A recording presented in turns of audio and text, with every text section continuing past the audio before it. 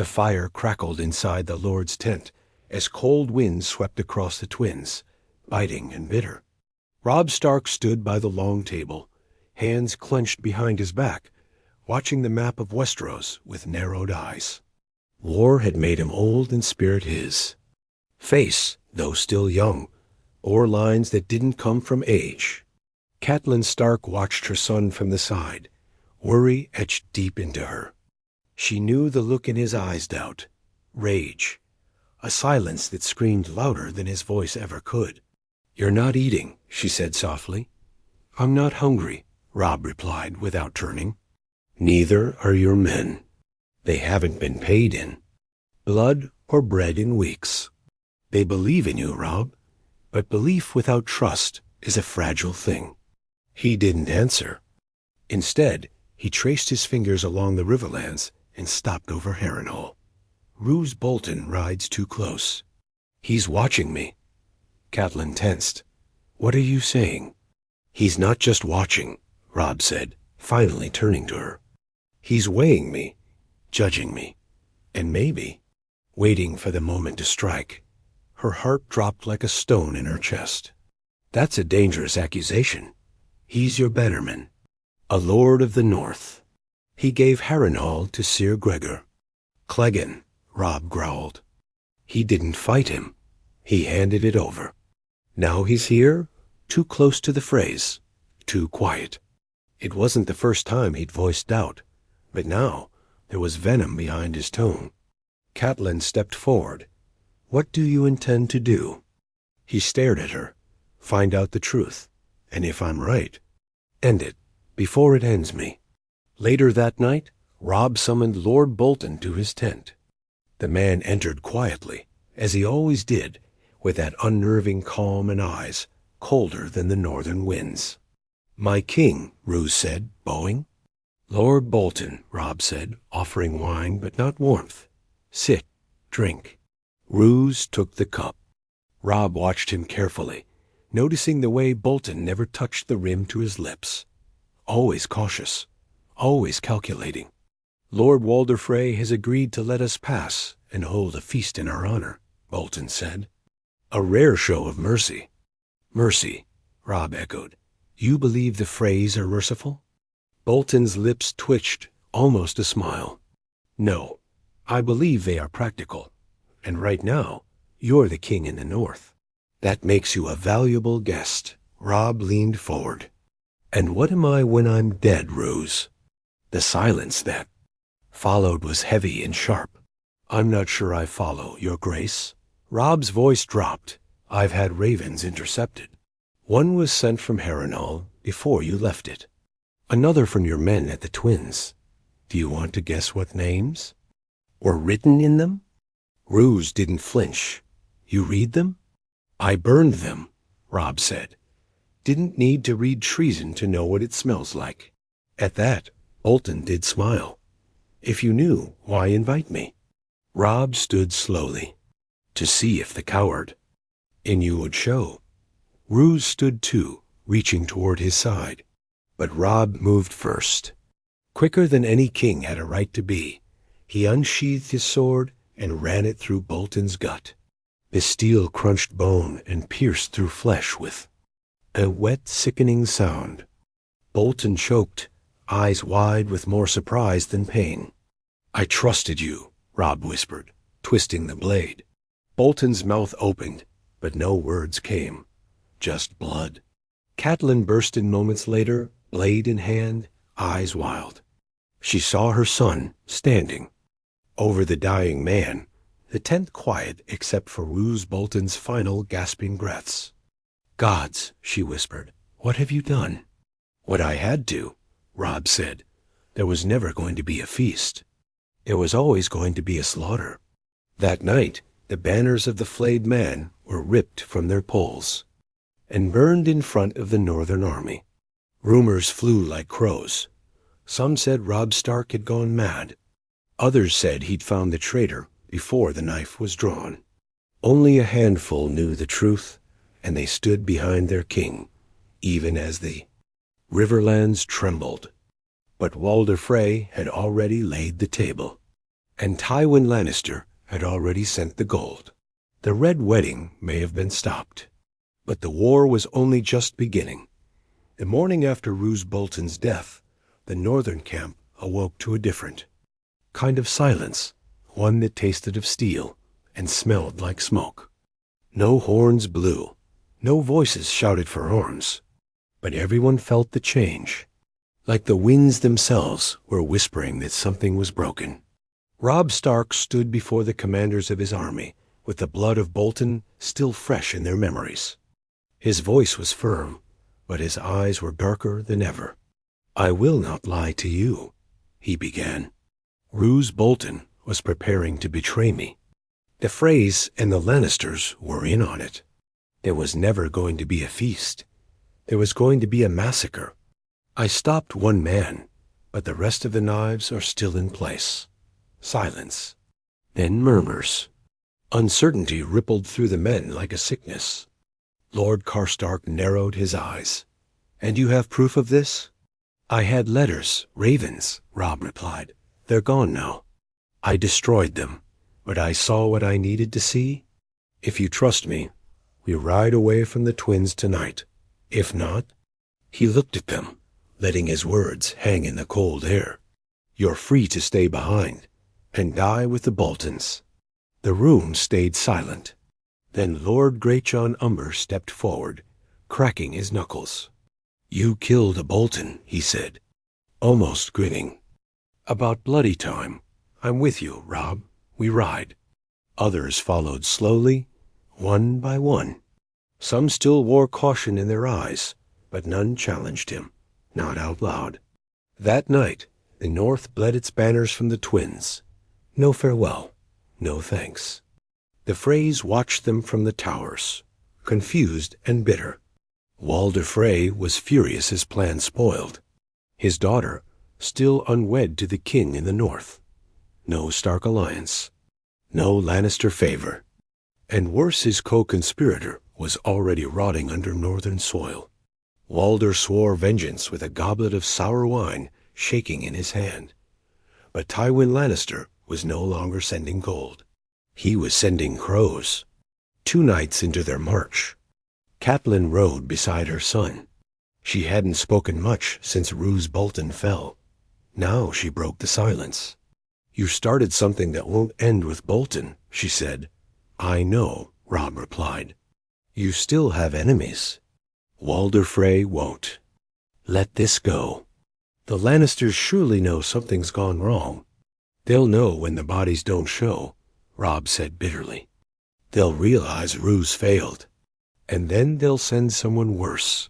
Catelyn looked ahead. "We're outnumbered, outgunned, outmaneuvered. You've stirred the dragon's nest without a plan." "I do have a plan," Robb said. "We don't go back north." She blinked. "What?" "We go south. To Riverrun.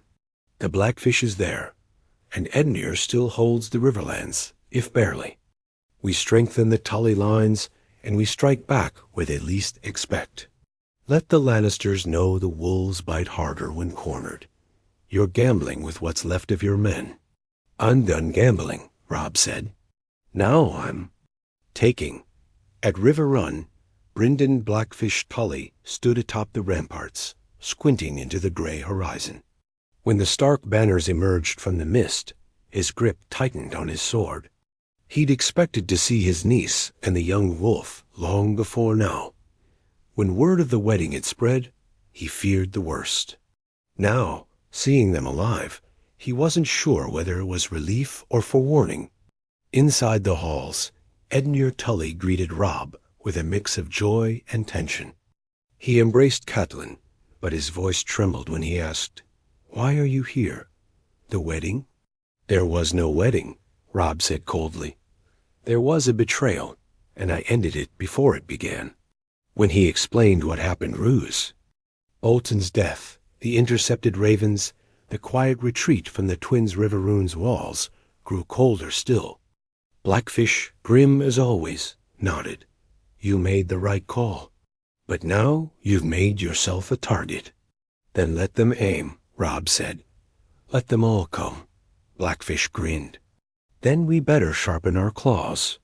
But even as Robb planned new alliances and counted old debts, a rider approached from the south, dressed in black and red, bearing a golden lion sigil on his shoulder.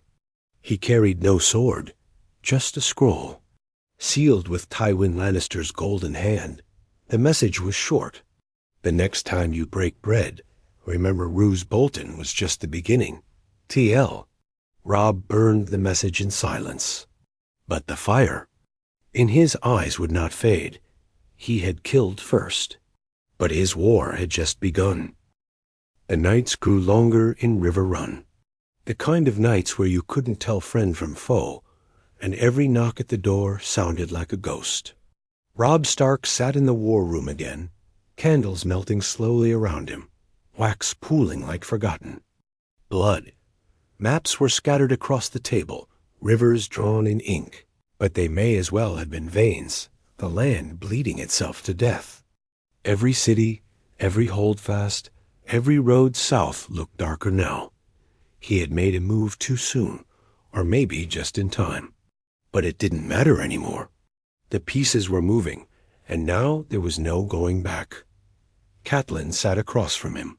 Her eyes were tired, not from age, but from watching too many men she loved go to war and never come back. "You're sending ravens?" she asked. "To White Harbor, to Bear Island, to Deepwood Motte. The North must know what happened. The Boltons are traitors. The Freys are liars. If we don't get them on our side now, we never will. And what if they believe you've become what they feared?" She asked softly. A king who kills his own bannermen without a trial. Robb didn't flinch. Then they weren't mine to begin with. It was a harsh truth, but truth all the same. Meanwhile, in King's Landing, Tywin Lannister stood at the head of the small council table, his fingers laced and eyes colder than death. The room smelled of ink and polished wood, but the air was foul with tension. "Roose Bolton is dead," Varys said, voice quiet. "And the Freys?" Cersei asked. "They report that Robb Stark fled before the feast, took his army, left the girl unwed." Tyrion chuckled bitterly. "He fled a wedding. How scandalous." Tywin didn't smile. "He knew. How?" Cersei asked. "How doesn't matter," Tywin replied. "He killed Bolton. That means he suspects everything. We should have slit his throat at the Trident when we had the chance." "What now?" asked Pycelle. "We send a message," Tywin said. "Not with ravens, with fire." Back in the Riverlands, as winter crept closer, ravens began returning to Riverrun. Lady Mage Mormont's seal was the first to arrive. "House Mormont stands with House Stark. We have always known who the true king in the north is." The second was from Lord Wyman Manderley of White Harbor. "You have my voice, my ships, and my sword. Let the Freys and Lannisters drown in their treachery." But others ... did not respond at all. The Boltons had their own loyalists, men who preferred silence over allegiance. And more dangerous still, whispers began to spread in the Riverlands that Robb Stark was no longer a noble king, but a murderer drunk on vengeance. A week later, a scout came galloping into Riverrun, face pale, eyes wide with horror. "They burned Seaguard," he gasped. "Lannister ships, hundreds, no warning, no mercy. They nailed the banners of House Tully to their own masts and lit them like torches." Robb gritted his teeth so hard they nearly cracked. Catelyn gripped his arm. "They want you to answer, Robb. They want you to react." "I will," Robb said, "but not the way they expect." He summoned Lord Blackfish and his commanders. This time, he didn't ask for opinions. "We march south, not to King's Landing." "Not yet. First, we take the twins." Murmurs of confusion echoed. "The twins?" said Edmure. "Why would we go back? That's suicide." Robb turned to him, jaw tight. "Because if I let Walder..." Frey live, the North will never unite. We end the sickness at its source. 3 days later, under the shadow of night, Robb Stark led his army back toward the cursed bridge that should have been his grave. This time, he didn't come bearing gifts. He came with siege engines and vengeance. Inside the twins, Walder, Frey had grown old and twitchy. His sons were at each other's throats, his daughters angry, his pride broken. He sat at his long table, wine in hand, thinking of all the gold he never received and all the power he never earned. When the watchman screamed from the tower, Walder looked up. But by the time he stood from his chair, the gates were already aflame. The young wolf was not coming for supper this time. He was coming for heads. The siege of the twins began like a storm that never broke quiet. Tense, the kind of quiet that came before something ugly. Robb Stark didn't announce his arrival with horns or banners. He let the fire speak for him. The first night, his men took the eastern gatehouse. Quietly, efficiently, they slit the throats of the Frey guards before they could even raise their swords. Robb's archers perched on the high ridges, watching the main keep, arrows nocked but not loosed. Not yet. Inside, Walder Frey was shaking, veins twitching in his face as he screamed at his sons. They're here. How in the seven hells did he get here? One of the sons, Ryman, already half-drunk, slurred back. I thought you said Bolton had it handled. He was handled, Walder snapped. Handled by the little wolf himself. We should have struck first. We should have slit his throat. When he married that foreign whore. Outside, Robb stood in the mist just beyond the Frey walls, his direwolf Grey Wind beside him. The beast had grown bigger, meaner. The scars from war made him uglier, but more feared. Robb reached down, running a hand over Grey Wind's fur. You remember this place? He asked the wolf. Grey Wind growled low. So do I. He turned to his men. No mercy, no terms. Burn the bridge if you have to. I want Walder Frey's head before the moon dies. The Freys fought back, but not well. They had numbers, yes, but not loyalty. Half their guards were conscripted sellswords. The other half feared Robb more than they respected Walder. As dawn broke, the river fog lifted, revealing hundreds of Stark and Tully soldiers circling the castle like vultures. Siege towers were already rising. Flaming arrows began to fly, striking the wooden palisades and rooftops. Screams echoed across the bridge. Robb watched coldly as the first tower wall collapsed under fire. The Freys had hoped for gold, but the only thing the Lannisters sent them now was silence. They were alone, and they knew it. By midday, part of the eastern wall was rubble. Robb's forces surged through the breach, steel clashing with steel. But the fight was over before it began. The Freys had no heart left. Inside, Robb stormed through the halls with his direwolf at his heels, the air thick with smoke and death. His men pushed aside servants and guards alike. He found Walder Frey in his great hall, surrounded by his trembling sons and daughters. The old man still sat on his throne of bones, but his eyes were wild, now less like a lord, more like a cornered rat. Well, Walder rasped, so the young wolf comes crawling back. Robb didn't say a word. I gave you a chance. Walder spat. I offered you my daughter, my bridge, my loyalty. You offered me a knife in the back, Robb replied, stepping closer. Walder sneered. I was promised a future. You think loyalty comes free? The Lannisters. Robb drew his sword. The Lannisters never cared about you. They used you. Just like you used your sons, your daughters, your oaths. The old man stood, bones creaking. You wouldn't kill an old man in front of his kin. That's not the Stark way. Robb looked him in the eyes. You're right, he said quietly. Then he turned to Catelyn, who stood just behind him. Her face was pale, her hands trembling, but her eyes were steady. "I won't kill you," Robb said. He stepped aside. "She will." Catelyn Stark moved forward, slow and steady. Her voice shook, but her grip on the dagger did not. "For Robb," she whispered. "For Ned. For the North," and she slit Walder Frey's throat. A man gurgled, grasped, and fell to the floor with his mouth still twisted into a smirk. It didn't matter. The red on his neck spoke louder than anything he'd ever said. That night, the twins burned. Every Frey banner torn down. Every betrayer put to the sword. And at the center of the bridge, Robb Stark hung Walder's body. By the ankles, the corpse swaying in the wind as a warning. To the Lannisters. To the South. To anyone who thought the North could be bought, tricked, or broken. The Red Wedding was no more.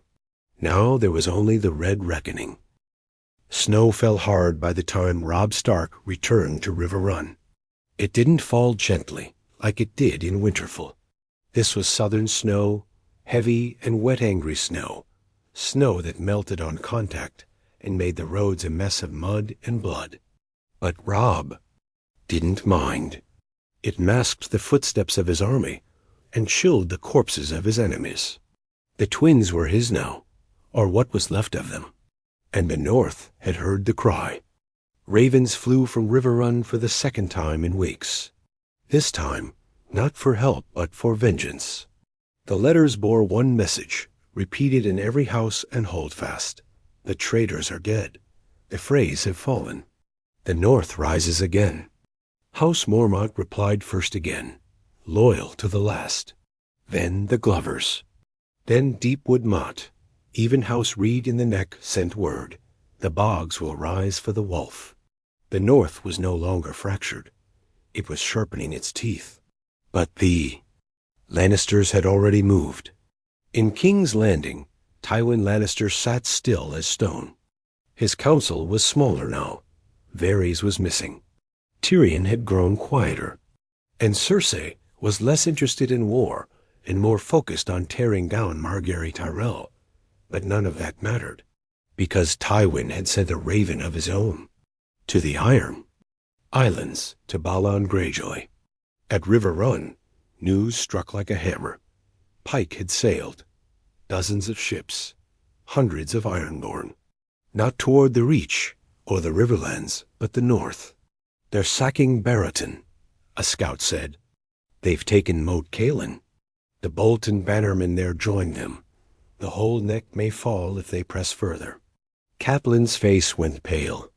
The North is burning while its king is in the South. Robb slammed his fist against the map table. "Damn Tywin. He gave my kingdom to Reavers just to keep me out of the war." "We can't fight them both," Edmure said. "Not here. Not in the South. We don't need to," Robb replied, pacing. "I'll divide our forces. Blackfish will hold Riverrun. I'll return to Winterfell. You'll be walking into a war zone," Catelyn warned. "I'm already in one," he snapped. Then, softening, "But it's our land, our people. If I don't fight for them now, I'm no king at all." Within 3 days, Robb rode north with half his army. Grey wind always at his side. The long road home stretched before him, broken bridges, ruined villages, burned watchtowers. The Ironborn had landed hard, not just with steel, but with fury. And the North had been too fractured to resist. Now it wouldn't be. He passed by. Barrowton, or what was left of it half, the buildings were ash. A boy no older than 12 staggered out from the wreckage, face blackened, carrying a broken sword. "They took my sister," the boy said, voice shaking. "Who?" Robb asked gently. "The man with the long axe, with black eyes. They laughed when they took her. Sighed she'd be a gift for the drowned god." Robb felt his blood boil. He knelt and handed the boy a dagger. "Next time you see one of them," he said, "make sure he never laughs again." By the time he reached the outskirts of Winterfell, the snow was waist deep. Fires flickered in the hills. the glow of raiders.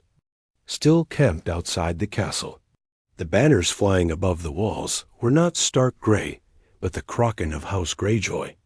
And standing at the gate, in fur and iron, was Theon, his foster brother, his betrayer. Theon saw Robb. His expression broke. It wasn't joy or fear, was something worse. Shame. Robb didn't speak. Not yet. He raised his hand, and the archers behind him stepped forward. "I never meant to take it," Theon called out. I thought it was the only way to be someone." "You were someone," Robb growled. "You were my brother." "I was never your brother," Theon whispered. "And I'll never be a Greyjoy either." Then he dropped his sword and knelt. Inside Winterfell, Robb walked its broken halls. The wolf statues still stood, the godswood still whispered, but the warmth was gone. He sat in the high seat, the same one Ned Stark had ruled from. It didn't feel like a throne. It felt like a grave. But he was home, and the North was his again. For now, the hall was quiet, except for the crackling of fire. Robb sat on the high seat in Winterfell, eyes fixed on the man kneeling before him. Theon Greyjoy, once a brother, now a traitor, now a prisoner. Robb had imagined this moment many times during sleepless nights on the battlefield. But in those visions, there was always rage. There was fire. There was punishment. Now there was only exhaustion. "You took my home," Robb said finally, voice low. "I know," Theon answered, not raising his head. "You burned it." "I thought I had to." "You killed the miller's boys and made the world think they were Bran and Rickon." Theon closed his eyes. Yes, the words hung in the air like frost. "Why?" Robb asked. Theon hesitated. "Because I didn't know who I was. I wasn't a Stark. I wasn't a Greyjoy. I was nothing. And I thought if I took something big enough, I'd finally become something." "You became a monster," Robb said. "I did." Grey Wind growled, and Theon flinched, but he didn't move. He didn't beg. Catelyn stood at Robb's side, arms crossed. "He deserves death." Robb didn't argue. Instead, he looked down at Theon, his jaw set. "I should have your head, and I'd be right to take it." He stepped down from the dais, steel in his voice now. "But you'll live. In chains. In the dungeons beneath the place you betrayed. You'll wake each day to the people you hurt. And the land you tried to steal. You'll never be free again." Theon's eyes widened, but he nodded slowly. "That's more than I deserve." Robb turned to the guards. "Take him." The following days passed in cold winds and grim work.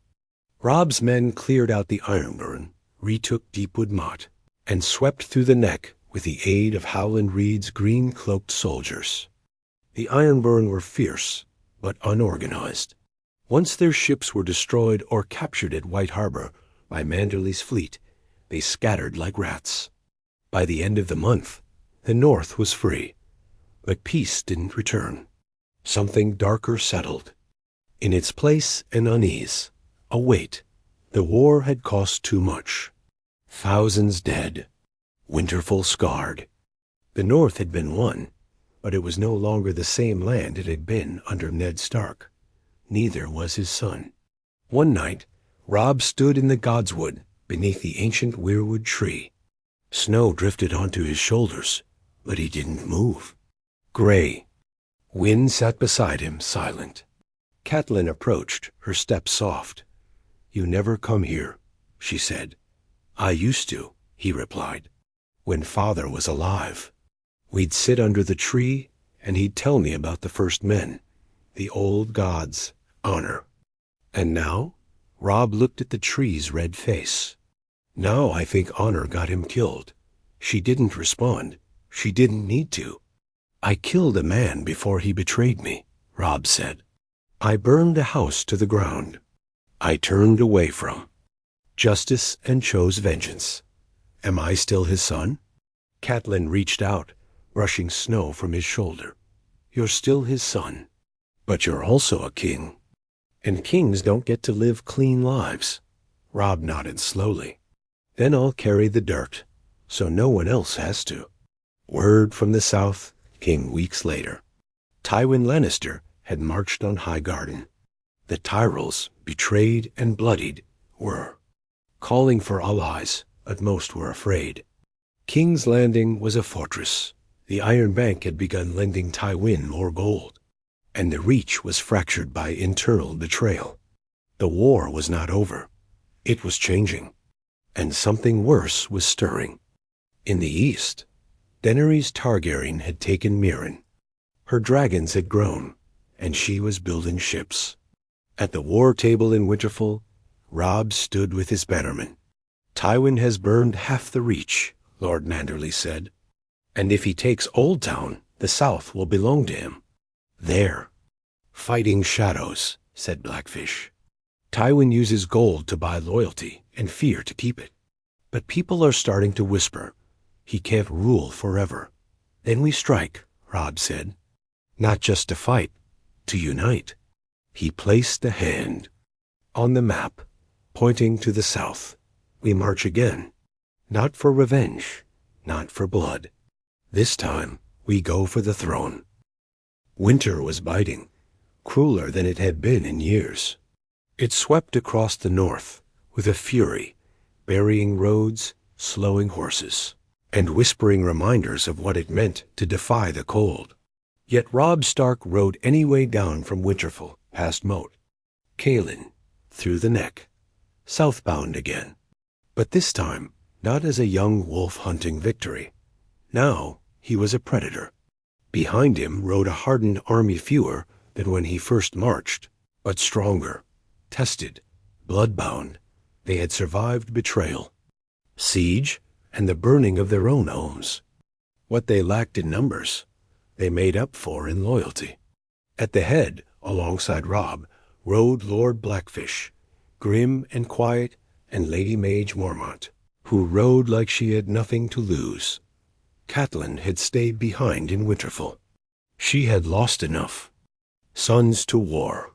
And though she never said it aloud, Robb knew her heart couldn't bear watching another one vanish into the south. Their first target wasn't King's Landing. It was Harrenhal. The blackened ruins still stood, casting shadows across.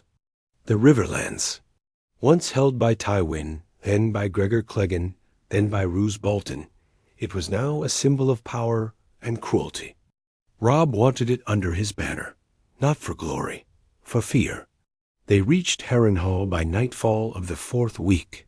The winds howled like wolves, the sky ash-gray. Smoke rose from the towers, not from battle, but from the hearths of the soldiers. Within, it wasn't empty. It was held by Sir Amory Lorch, a Lannister man, cruel and careless. Robb sent no messenger. He sent fire. That night, his archers lit the sky with flame-tipped arrows, and the siege began without a word. They breached the gates by dawn. No mercy, no prisoners. Harrenhal fell within hours. Sir Amory died running. Robb didn't let anyone bury him. They left his body to hang from the highest tower naked and rotting for the crows to feed on. A message written in blood on the gate. The North remembers. With Harrenhal secured, Robb called a council of war. "We can't take kings." "Landing head-on," said Blackfish, "not with what we have. Tywin's built a wall of gold around that city, and the Iron Throne sits behind it like a coward." "We're not marching on King's Landing," Robb said. "Not yet." He pointed to the west. "We go to Casterly Rock." The room went still. "The Lannister home," whispered Mage Mormont. "You want to hit Tywin in the heart?" "I want to take what he values most, his name, his power, his legacy." Blackfish nodded slowly. "It's bold." "It's war," Robb said.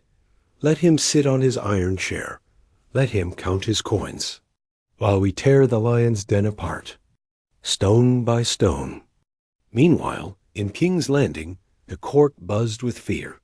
Robb Stark took Harrenhal, Jaime said flatly, tossing a goblet across the room. Tywin didn't blink. He's making noise. That's all. He hanged Amory Lork. He was a fool. We can lose fools.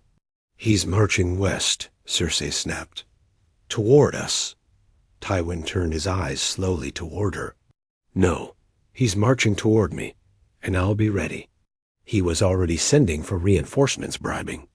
Mercenaries, hiring Golden Company spies, offering land to traitorous southern houses. Tywin Lannister never feared a battle. But this wasn't a battle. This was a reckoning. And deep down, he knew it. On the road to Casterly Rock, the weather broke. The sky turned blue for the first time in weeks. It was almost beautiful until the scouts returned with news. A Lannister army was camped 3 leagues ahead, 10,000 strong, led not by a common general, but by Sir Jaime Lannister. Robb stood before his men that evening, fire reflecting in his eyes. He's here, he said, the Kingslayer, the Lion himself. He came to stop us. Let him try. He looked out at the faces before him, weathered, wounded, but still standing. We lost our homes, Robb said, our fathers, our brothers, but we're still here. And tomorrow, we show the world what wolves do when cornered. The army roared in reply. The next day at dawn, the 2 forces met on the field of gold so named for the yellow grass that once covered it. But by dusk, that field was red. It was chaos. Steel clashed against steel. Arrows blotted the sun. Gray wind tore through nights like cloth. Robb found Jaime Lannister near the riverbank, surrounded by broken shields and moaning horses. The 2 locked eyes across the field, one a king, the other a killer. You should have stayed in your cage, Robb growled. You should have stayed in your snow, Jaime snapped back. Then they charged. Jaime Lannister swung first, faster than most knights would ever see coming, but Robb Stark wasn't most. Knights. He blocked the strike with the flat of his blade, the steel sparking as the swords kissed and screamed. The force of the blow pushed Robb back, boots grinding into blood-soaked dirt, but he held. The battle raged behind them, but in this moment, nothing else existed. 2 warriors, 2 legacies, 2 names carved into the bones of Westeros. You think killing Roose Bolton makes you a king? Jaime spat, circling. You're just another boy pretending to wear a crown. Robb didn't answer. He moved calm, efficient. Jaime struck again, and again Robb blocked, countering with a sweep that nearly caught Jaime at the knee. The Kingslayer grinned through clenched teeth. I killed a king with less trouble than this. And yet here you are, Robb said, parrying, bleeding for a family that doesn't even trust you. That hit harder than the steel. Jaime's grin faltered for a breath, long enough for Robb to step in and slam the pommel of his sword into Jaime's ribs. The lion stumbled, coughing. You know Tywin would sacrifice you in a heartbeat, Robb growled, sword to Jaime's throat. Just like he did Tyrion. Just like he did your honor. Jaime spat blood into the dirt. You don't know my father. I know he sends others to die for him. Then Jaime's eyes narrowed. And what would your father think of you, young wolf? Marching south, burning castles, hanging lords without trial? Robb hesitated for just a breath, but it was all Jaime needed. He twisted his sword and lunged, blade slicing across Robb's shoulder. A sharp, burning pain, but not deep. Robb roared and slashed back, his blade crashing down on Jaime's with all the weight of vengeance. The Kingslayer's sword flew from his hands. Robb stood over him, chest heaving, snow melting on his armor. Gray wind stood nearby, teeth bared. Do it, Jaime said, eyes cold. Take your justice. Robb stared down at him. You're not worth the price of a crown." He raised his sword and slammed it into the earth beside Jaime's head. "Put him in chains," he ordered. Blackfish moved quickly, binding Jaime's hands while the rest of the field quieted. The battle was over. The North had won. The Lannisters fled or died, and those left behind surrendered. The Field of Gold was renamed by the survivors that day. They called it the Field of Red Vows. The march to Casterly Rock came next. With Jaime in chains and the West in chaos, the seat of Lannister power stood vulnerable for the first time in generations. Its golden halls, its lion-edged gates, the vaults fat with spoils of war and centuries of greed, all were ripe for the taking. But Robb didn't storm it. He surrounded it.